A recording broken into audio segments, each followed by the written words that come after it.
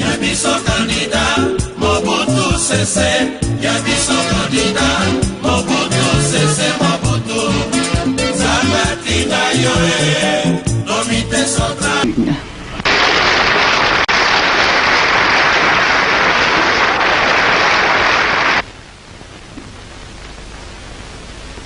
Monsieur le Président,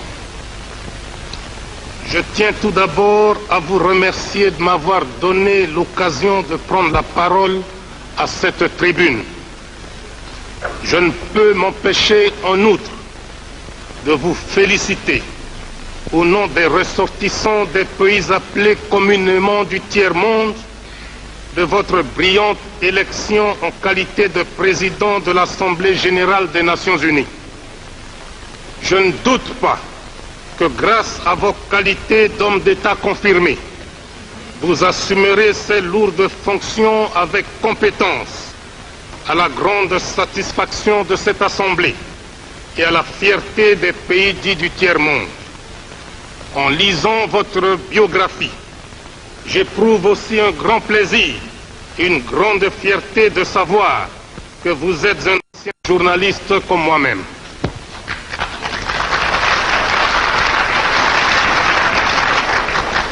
Monsieur le Président, Monsieur le Secrétaire général, Messieurs les ministres des Affaires étrangères et chefs de délégation, distingués invités, Mesdames, Messieurs, le peuple zaïrois, regroupé tout entier au sein du mouvement populaire de la Révolution, notre parti national, m'a chargé de présenter, à travers cette auguste assemblée, les remerciements des citoyennes zaïroises et des citoyens zaïrois à l'Organisation des Nations Unies. Si une infime minorité des pays membres de cette organisation avait refusé de participer à l'opération Congo à l'époque, la grande majorité a cependant mis spontanément des troupes à sa disposition ou est intervenue financièrement pour cette opération, ce qui a permis de maintenir la paix, l'unité et l'intégrité du territoire national. Aux uns et aux autres, à travers l'Organisation des Nations Unies, le Zaïre dit grand merci.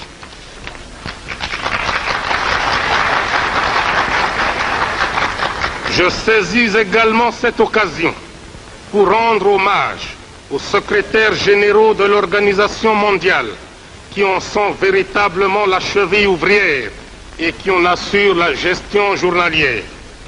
Mes pensées vont spécialement à M. Daga Marshall, mort en service commandé pour notre importante organisation et pour la République du Zaïre. Mes hommages s'adressent ensuite à U Thant, son successeur, qui s'est dépensé corps et âme pour le maintien de la paix dans le monde et qui s'est montré particulièrement attentif à la cause zaïroise. Je me félicite enfin de la désignation de M. Kurt Waldheim en qualité de secrétaire général de l'ONU, à qui je souhaite une carrière aussi brillante que fructueuse. Monsieur le Président, tout le monde sait quelles ont été les circonstances d'accession de mon pays à l'indépendance. En 1960, le Zaïre, qui s'appelait alors Congo, s'est effondré en une nuit comme un château de cartes. Plusieurs experts en matière de colonisation avaient conclu hâtivement non seulement à une sorte d'incapacité congénitale du peuple zaïrois, mais également démontré par là que l'indépendance des pays neufs était une mauvaise opération. Nous étions présumés et jugés incapables de nous gouverner sans l'aide des colonisateurs. Mais, à notre avis, cet accident du Zaïre était prévisible, malgré que, dans l'acte de Berlin de 1885, le bassin du fleuve Zaïre était ouvert au monde entier. De plus, à l'accession du Zaïre à l'indépendance, mon pays, 80 fois plus grand que son ancienne métropole, comptait moins de 10 cadres nationaux ayant terminé leurs études universitaires. et dans l'administration, l'armée, le secteur privé, il n'y avait pas un seul cadre zaïrois. C'est pourquoi nous avons vécu de 1960 à 1965 une époque néfaste pour notre peuple. Et nous sommes obligés de reconnaître que l'anarchie, le chaos, le désordre, l'inconscience et l'incapacité régnaient en maître au Zaïre. Certains d'entre vous consultent peut-être le dictionnaire pour connaître la définition du mot anarchie. Alors qu'au Zaïre, nous l'avons tellement vécu que nombre de personnes croyaient que le mot anarchie était une invention zaïroise. C'est pourquoi tout désordre dans n'importe quelle partie du monde était baptisé du nom de congolisation. Notre pays n'a pas seulement souffert à cause de l'impréparation politique, mais également et surtout suite à la convoitise de l'Ouest et de l'Est, les uns et les autres voulant avoir une influence déterminante sur nous afin d'être maîtres de nos importantes ressources naturelles. Les uns voulaient nous recoloniser économiquement, tandis que les autres voulaient nous dominer idéologiquement. Le Zaïre, qui est passé d'un chaos indescriptible à un pays organisé et gouverné, a fini par reconnaître, à partir de sa malheureuse expérience, ses véritables amis. Interprétation des problèmes qui se posent à nous tous. Nous commencerons d'abord par notre propre continent, l'Afrique. Car l'Afrique reste aujourd'hui le seul continent où se pratique encore la colonisation, la ségrégation raciale, l'apartheid et le mépris de l'homme à cause de la pigmentation de la peau. L'Afrique est un continent qui a subi les plus grandes humiliations de l'histoire. Depuis plusieurs siècles, la situation de l'homme noir en Afrique n'a fait que s'empirer. Sous prétexte qu'ils étaient venus en Afrique pour nous civiliser, les premiers blancs, pionniers de cette civilisation, commencèrent par vider nos pays respectifs de leurs substances fondamentales, notamment dans la pratique honteuse du commerce des esclaves. Et déjà à cette époque, les chefs de file étaient des Portugais. Nos ancêtres n'étaient pas considérés comme des hommes, ni même comme des êtres qui ont l'intelligence et les sentiments, mais comme des amas de muscles à qui on demandait des efforts mécaniques, comme on en demande au cheval, au buffle, à l'âne ou au bœuf. L'esclavagisme continuera jusqu'à prendre, au XIXe siècle, des allures d'une véritable catastrophe continentale. Et pour se justifier, ces colonialistes et ces esclavagistes nous opposèrent à nos frères arabes, affirmant leur rôle dans l'esclavagisme. Ils font semblant d'oublier que ces derniers n'étaient que des courtiers et des commissionnaires, car la traite des Noirs était faite au seul profit des Blancs. Les pays colonialistes d'Europe ont d'ailleurs vite compris l'adage qui dit, je cite, « On n'est jamais mieux servi que par soi-même ». Fin de citation. C'est ainsi qu'en 1885, les grands négriers de l'époque se rencontrèrent à Berlin et dépecèrent comme des vautours le continent africain.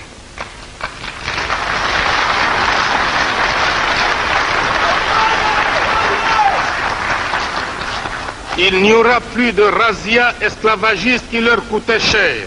Il n'y aura plus d'occupation désordonnée, mais une occupation préméditée et organisée. L'exploitation des Noirs n'est plus sporadique, mais elle devient systématique, permanente et définitive par l'appropriation pure et simple des territoires d'Afrique par ces négriers. Le Noir n'a plus à échapper au razzia, car il perd tout simplement ses droits, sa patrie et sa liberté. Le processus de déshumanisation commence. Le Noir doit abandonner sa personnalité, ses structures mentales et sociales, en un mot, son authenticité. Des arguments pseudo-scientifiques ne manquèrent pas pour justifier cette entreprise de déshumanisation tout en traitant le Noir d'être inférieur. Car, disait-il, le colonisateur blanc était différent du colonisé noir. Donc le blanc était supérieur au noir. Et pour perpétuer l'exploitation de l'homme noir par l'homme blanc, les colonisateurs se mirent à liquider systématiquement les traditions africaines, les langues africaines, la culture africaine. Bref, à abrutir complètement le noir, de façon à ce qu'il ne parle, ne pense, ne mange, ne s'habille, ne rit et ne respire que suivant le mode du blanc. Malgré les gigantesques moyens mis en œuvre pour asservir perpétuellement l'homme noir, les peuples blancs d'Europe n'ont pas pu éteindre la flamme de la liberté et de la dignité du noir d'Afrique. C'est ainsi qu'autour des années 1960, un sentiment irrésistible et irréversible de liberté s'empara de tous les peuples d'Afrique et provoqua la débandade dans les rangs des colonialistes qui n'y étaient pas préparés. L'homme noir brisa ses chaînes et dit non à son exploitation et à son aliénation par l'Occident. Un fruit ne tombe que quand il est mûr, mais devant l'ouragan et la tempête de l'histoire, mûr ou pas mûr, il tombe quand même. À partir de cette période,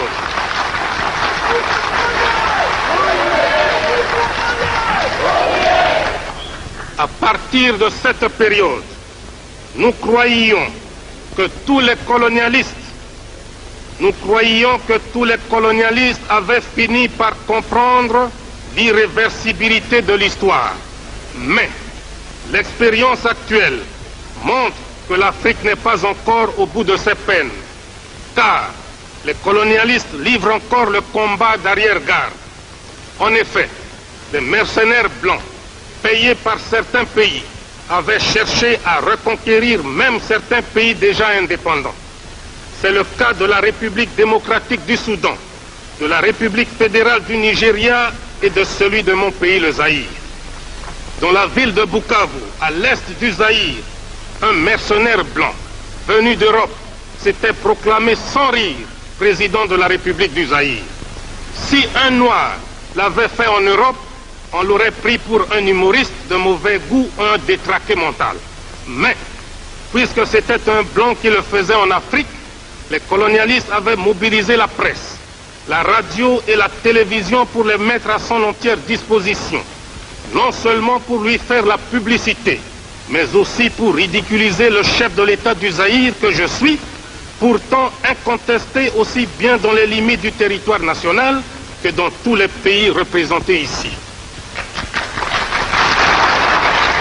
Une telle provocation est pour moi une insulte intolérable que je ne peux pardonner. Au moment où je vous parle, la situation anachronique qui prévaut actuellement en Angola, en Rhodésie, au Mozambique, en Namibie, en Afrique du Sud, est impensable sans un soutien réel de certaines puissances occultes. Comment peut-on expliquer qu'un pays comme le Portugal puisse avoir la force de contrôler des grands territoires comme l'Angola, le Mozambique, s'il n'était pas soutenu par des puissances plus puissantes que lui? En effet, le Portugal est un pays économiquement, socialement et culturellement sous-développé, sans démocratie.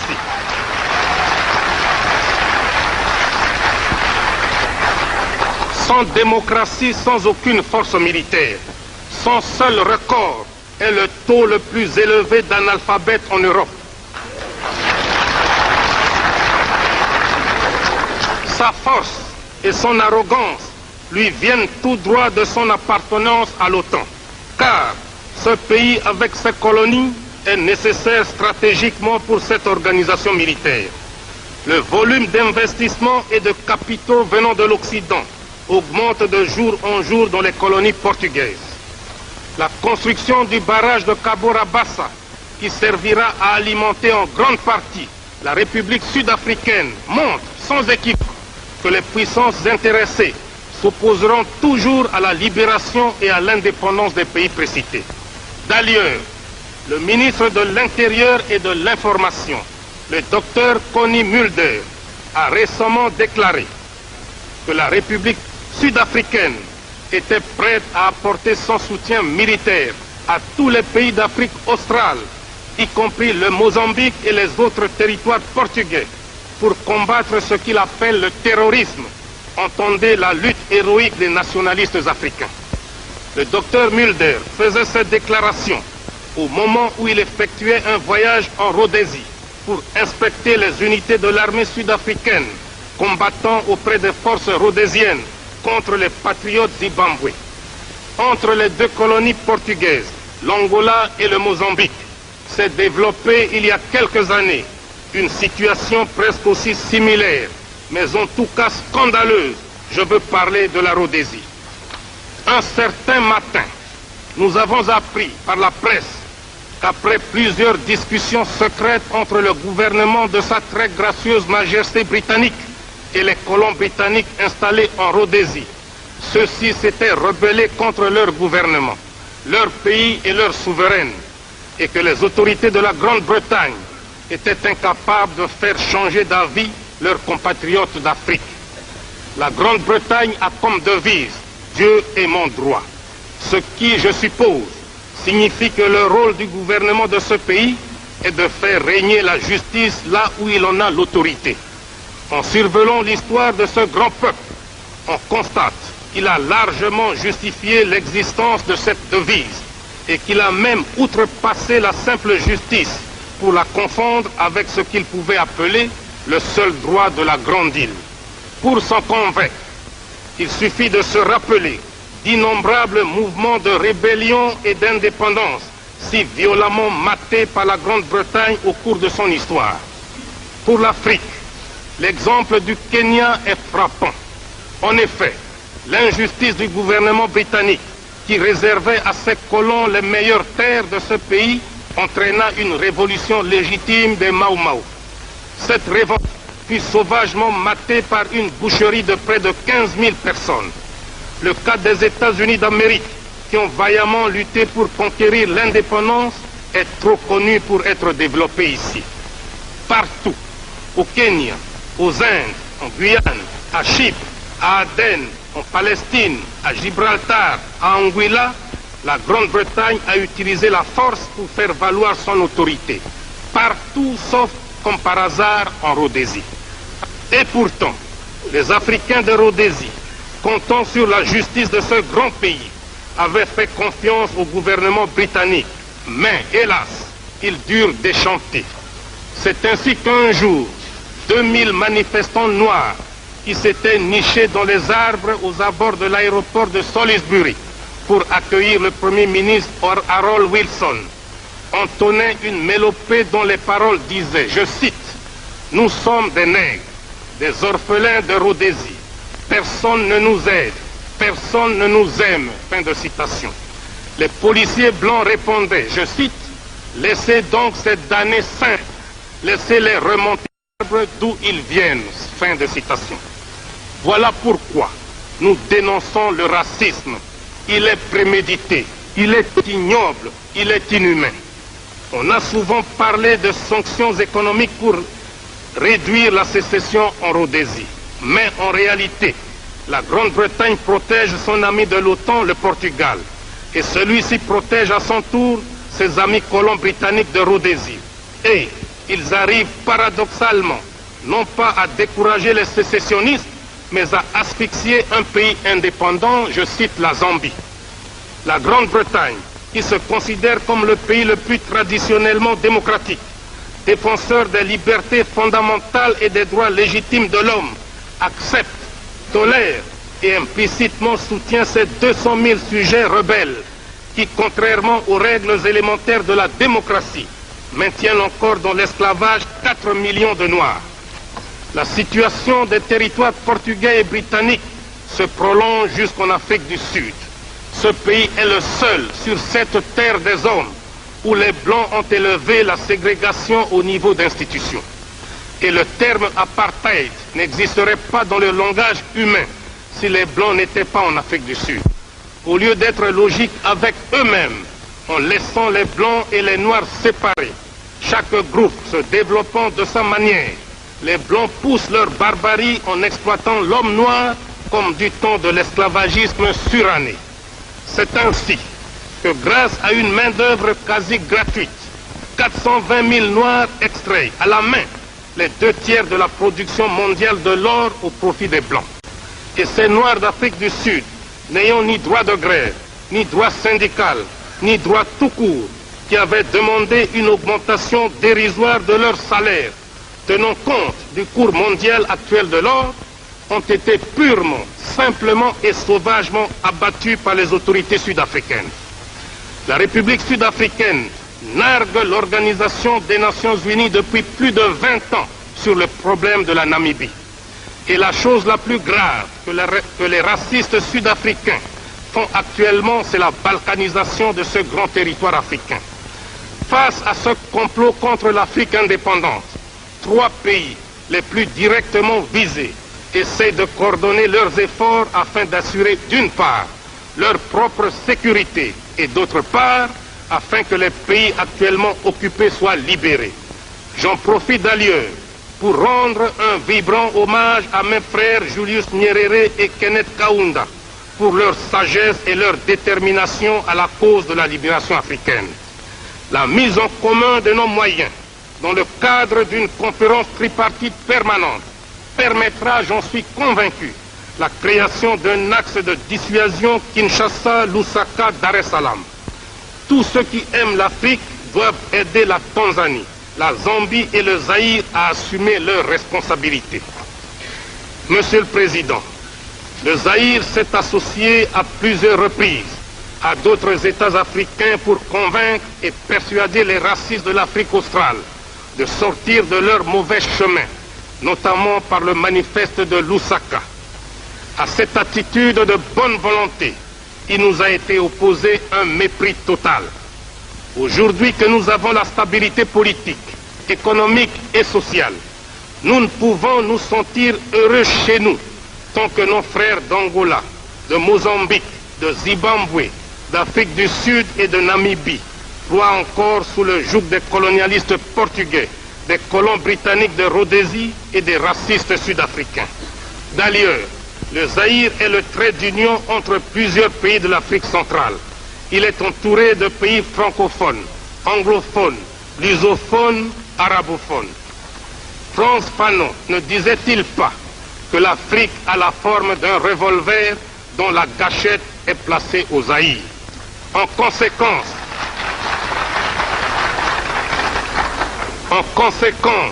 c'est un devoir politique impérieux pour le Zaïre que de donner sa contribution matérielle et militaire à tous ces pays voisins qui sont encore assujettis par les colonialistes de tous bords.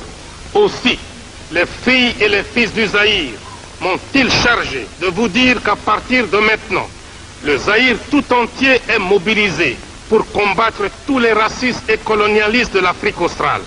S'il faut mettre le doigt sur la gâchette du revolver Afrique de Frantz Fanon, le Zaïre est prêt à prendre toutes ses responsabilités. Tous les pays.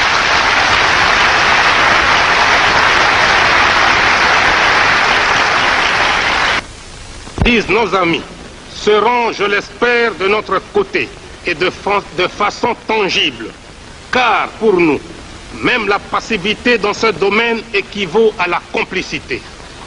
Mon pays est prêt à affronter ce combat sacré, quels qu'en soient les sacrifices, et nous ne reculerons jamais, quoi qu'il arrive, quoi qu'il en coûte.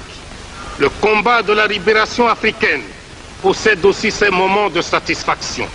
Et c'est avec enthousiasme que nous avons salué la naissance d'un nouvel État indépendant, la Guinée-Bissau. Et le Zaïre sont prêts d'appuyer la candidature de ce nouvel État comme membre de notre organisation.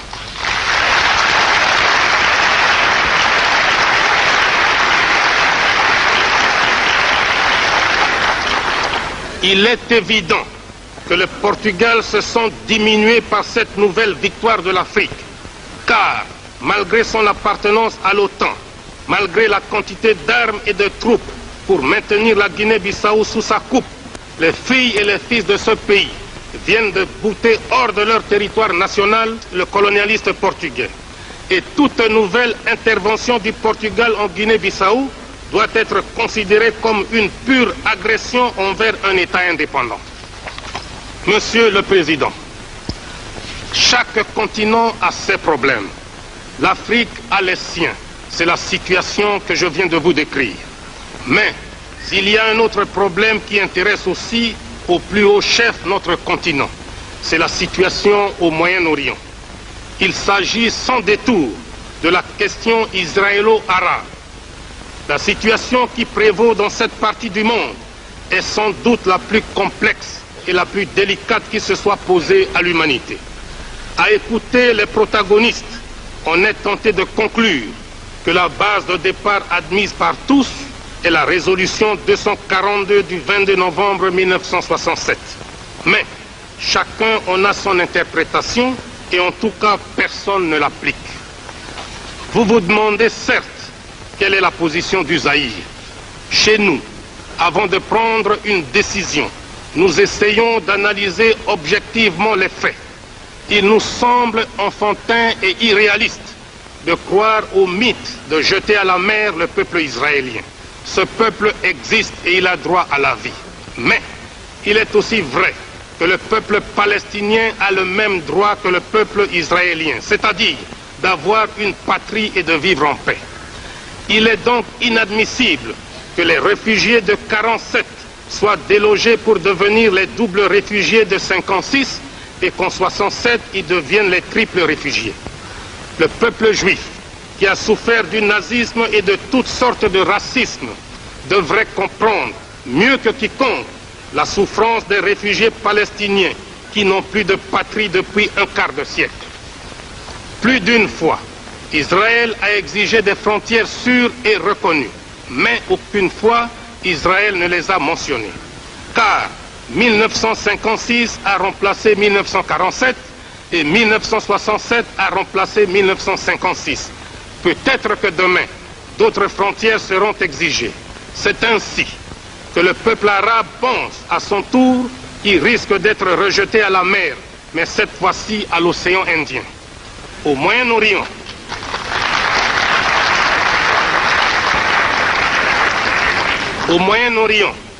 il existe trois sortes de réflexes. Le réflexe de la peur pour le peuple israélien, le réflexe du désespoir pour le peuple palestinien, le réflexe d'humiliation pour le peuple arabe.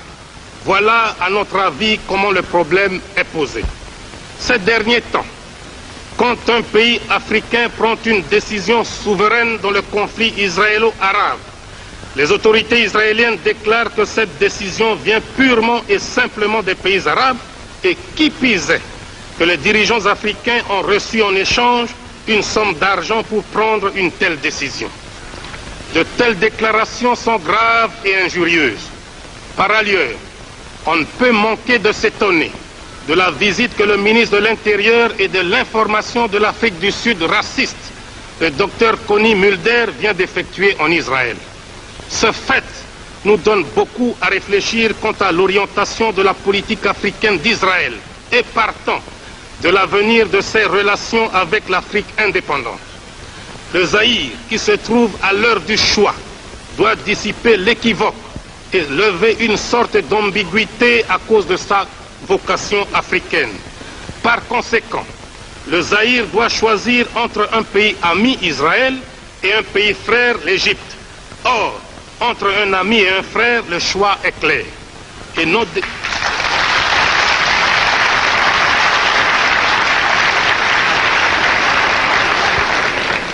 nos décisions sont prises en toute indépendance et en dehors de toute pression. C'est pourquoi, en vertu des prérogatives que me confère l'article 24 de la Constitution de la République du Zaïre, j'annonce à la face du monde la rupture des relations diplomatiques avec Israël.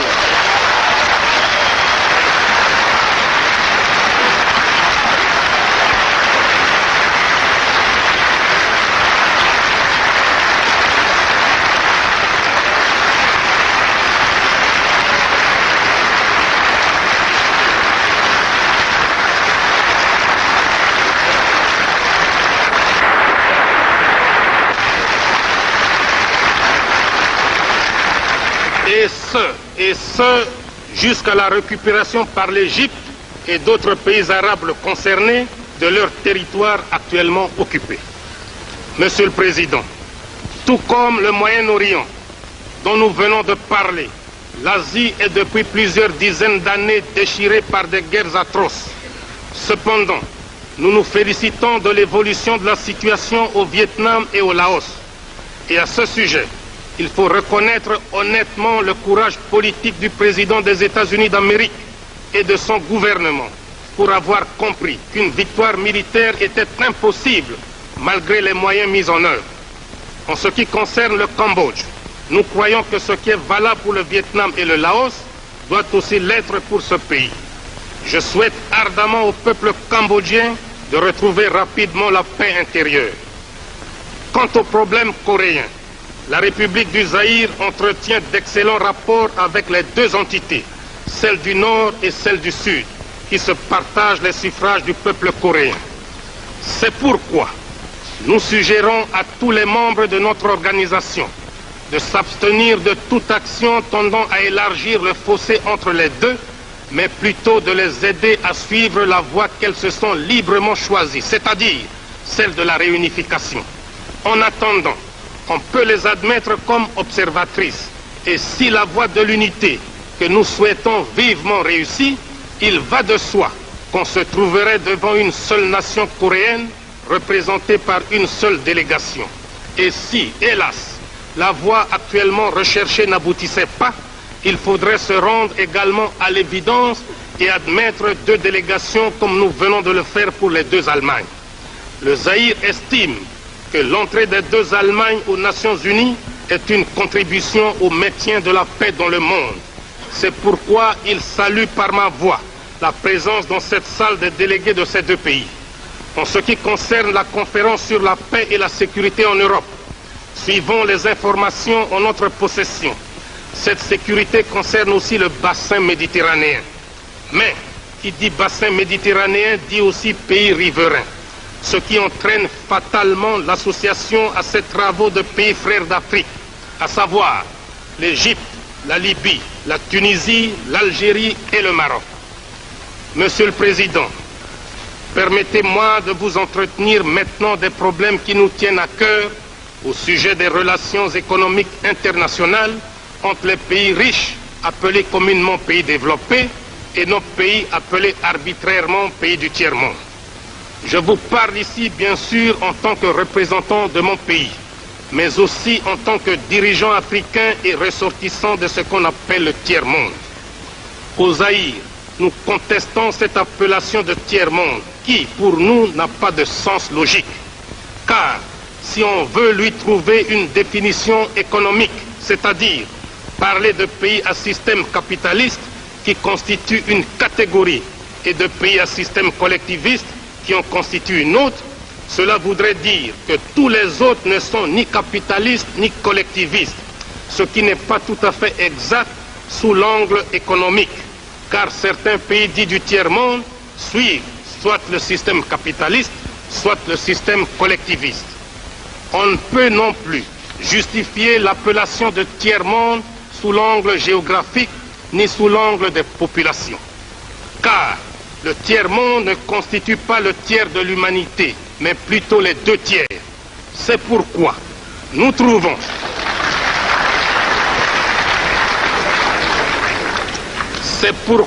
trouvons qu'en fait, le terme de tiers-monde s'accompagne d'une idée de mépris.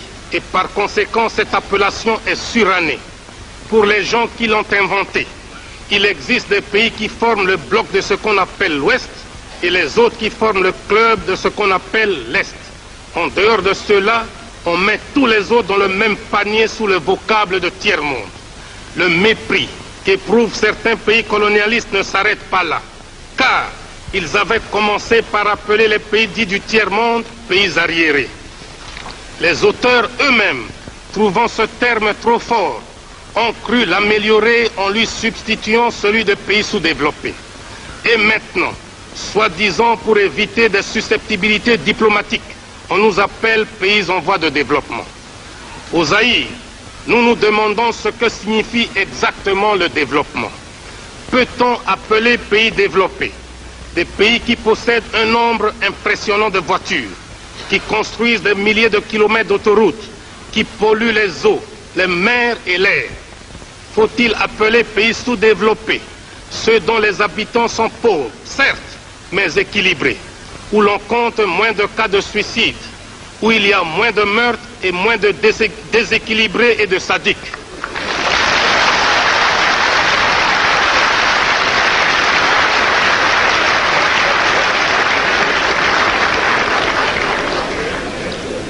Je vous avoue que je n'ai jamais considéré le Zaïre, mon pays, comme sous-développé, car mon peuple est discipliné, travailleur, digne et fier, alors que les pays qui se disent développés sont le théâtre de désordres sociaux, de grèves sauvages. C'est pourquoi nous préférons au terme de développement celui d'équipement. Nous reconnaissons volontiers que nous sommes sous-équipés par rapport à d'autres pays. Et c'est d'ailleurs comme cela que les spécialistes de l'économie occidentale l'entendent quand ils veulent bien l'avouer. Les États-Unis d'Amérique se trouvent à la tête du club des 10 pays les plus riches du monde. Ils l'ont prouvé en débarquant les premiers un homme sur la Lune. Mais on ne dit jamais que les 9 autres sont sous-développés par rapport aux États-Unis. On dit tout simplement comme nous qu'ils sont en retard d'équipement par rapport aux USA. Ce qui précède prouve que le concept pays en voie de développement est impropre et un faux prétexte, car chacun de nous a toujours un plus équipé et un moins équipé que lui, et que nous sommes tous en perpétuel développement, c'est-à-dire en fait en voie de développement. D'autre part, ceux qui se disent développés devraient se rendre compte de la prise de conscience par les pays sous-équipés de leurs conditions. En effet, ces derniers ont fini par comprendre que la division du monde n'est pas fonction de l'idéologie ou du degré d'industrialisation des différents pays. Le monde se divise en 2 camps, les dominés et les dominateurs, les exploités et les exploiteurs. Les pays pauvres ne le sont pas par incapacité congénitale, ils le sont par suite de l'histoire qui a fait que certains pays ont dominé, exploité et pillé d'autres pour s'enrichir. Et c'est de la logique mathématique. Quand le riche exploite le pauvre, le riche devient de plus en plus riche et le pauvre de plus en plus pauvre. De nos jours, il est de bonne presse de parler de l'assistance des pays riches envers les pays pauvres. Quand un pays riche donne ne fût-ce qu'un kilo de médicaments à un pays pauvre, on mobilise la presse, la radio et la télévision. On échange des discours diplomatiques, les uns pour vanter l'aide, les autres pour remercier. Cette propagande a même suscité chez certains théoriciens des pays riches une opposition à l'assistance aux pays pauvres. Car, disent-ils, ce sont les pauvres des pays riches qui enrichissent les riches des pays pauvres. Il n'y a rien de plus faux. Car, si on examine bien, on constate que paradoxalement, l'assistance profite avant tout aux pays donateurs. En effet, quelles sont les formes d'assistance? On peut en distinguer notamment 3. Les bourses d'études pour les étudiants, l'assistance en personnel, l'assistance financière. Quand on accorde une bourse d'études à un jeune étudiant d'un pays pauvre, cette bourse est dépensée totalement par l'étudiant dans le pays riche.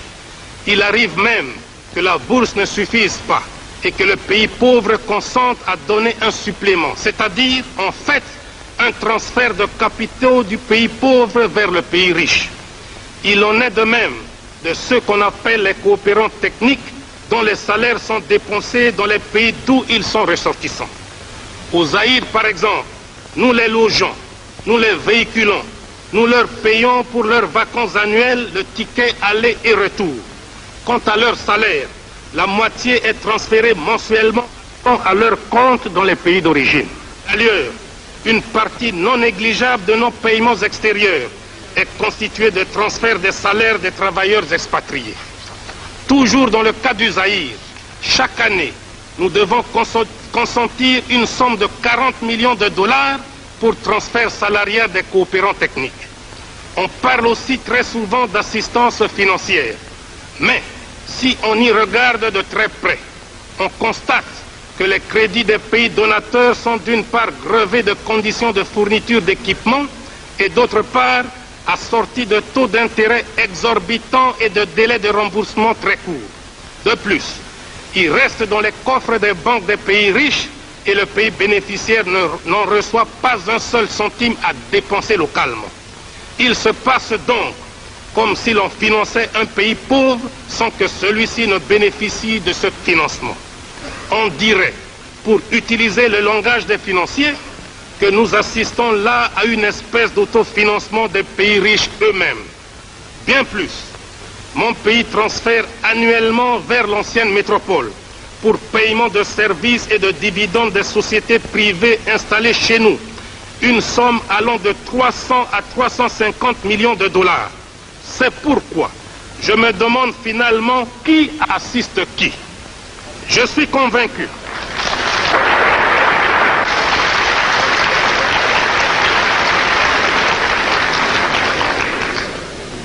Je suis convaincu que dans ce domaine précis, nous ne parlons pas le même langage. C'est pourquoi, si réellement les pays riches veulent aider les pays pauvres, ils doivent les mettre à l'abri de crédits fournisseurs, de bureaux d'études et d'experts internationaux. Je m'explique. Pour un oui, pour un non, des commerçants sans scrupules de l'Occident nous proposent des crédits fournisseurs tous azimuts. Ils peuvent vous vendre du papier, des cigarettes, de l'eau et même du vent avec soi-disant des facilités de paiement sans tenir compte de l'aggravation de votre endettement extérieur. Les pays riches ne devraient pas seulement se préoccuper d'aider leurs industries à exporter à n'importe quelle condition, mais ils doivent également tenir compte de la situation financière des pays importateurs. Je vous ai dit tout à l'heure que nous, Zaïrois, nous préférons le terme d'équipement à celui de développement. Il n'y a pas de honte à reconnaître que nous sommes en retard d'équipement par rapport à beaucoup de pays du monde. Cela est dû surtout à un manque de cadres suffisant. Ce déficit en cerveau a créé une catégorie d'individus qu'on appelle les experts. Les 10 experts devraient être appelés pour un travail précis et pour un temps limité, en attendant la formation de leurs homologues. Mais, au lieu de se considérer comme des éléments de conjoncture, ils tiennent à s'attacher à leurs fonctions, notamment en travaillant en vase clos, cachant les dossiers pour qu'on ait éternellement besoin d'eux. Quant au bureau d'études, ils sont comme la langue des autres, la meilleure et la pire des choses. S'il est vrai qu'un bon bureau d'études pour faire une étude utile au pays, il est aussi vrai, hélas, que chaque bureau d'études ne fait pas souvent son travail pour aboutir à une solution, mais pour identifier de multiples problèmes qui suscitent de nouvelles études. Beaucoup de bureaux d'études ne font donc pas leur travail pour solutionner un problème, mais pour se ménager de nouveaux marchés.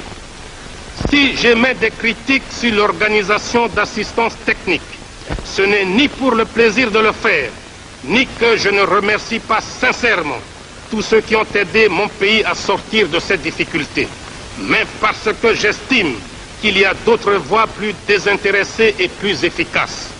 Je n'en veux pour preuve que la coopération sino-zaïroise. En effet, depuis le mois de janvier de cette année, le Zaïre vit une expérience unique dans le domaine de la coopération. Il s'agit de l'aide que la Chine consent à mon pays. Aux assistants techniques chinois, nous ne payons pas de billets d'avion et nous n'effectuons aucun transfert salarial dans leur pays d'origine. Les experts chinois adoptent le mode de vie de leurs homologues zaïrois. Le chinois se déplace, loge et se nourrit exactement comme son homologue zaïrois. Dans le domaine de l'assistance financière, la Chine nous a accordé un crédit important à très long terme et sans intérêt. Voilà, à mon avis, un bel exemple à suivre quand on veut aider un pays sous-équipé.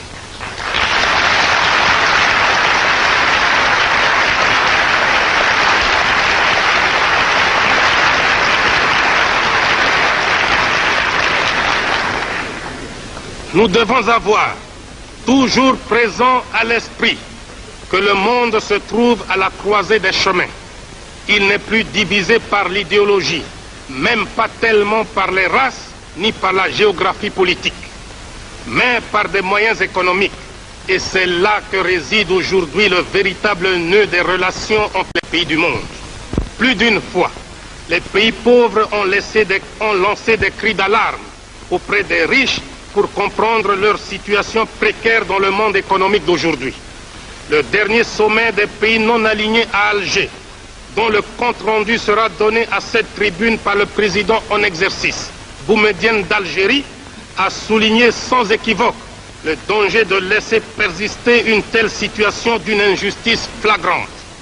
Nous avons plus d'une fois dénoncé le scandale de la détérioration des termes de l'échange et certains théoriciens de l'Occident, pour se donner une conscience tranquille, essaient de démontrer que la qualité des produits finis a augmenté, alors que les matières premières étaient restées les mêmes, que donc il est logique que les produits élaborés se vendent beaucoup plus cher que les matières premières.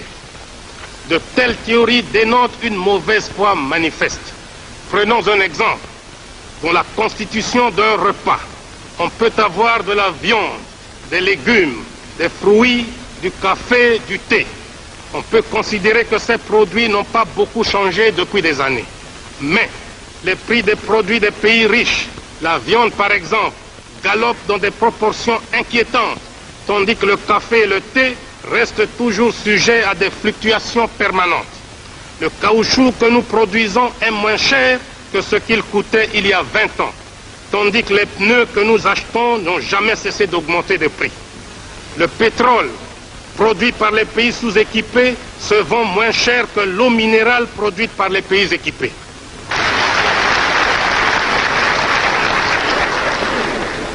Tout cela a comme conséquence l'amélioration sensible du niveau de vie des pays équipés au détriment des pays sous-équipés.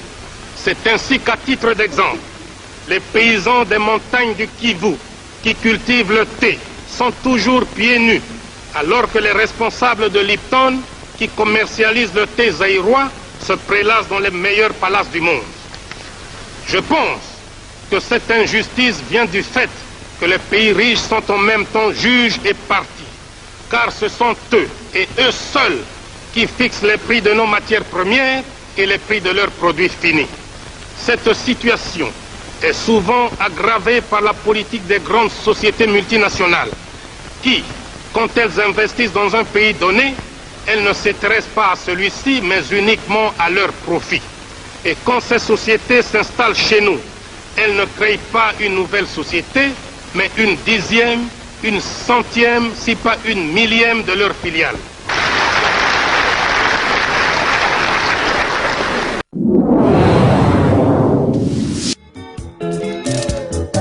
Yabiso candidat, Mobutu cessé. Yabiso candidat, Mobutu cessé, Mobutu.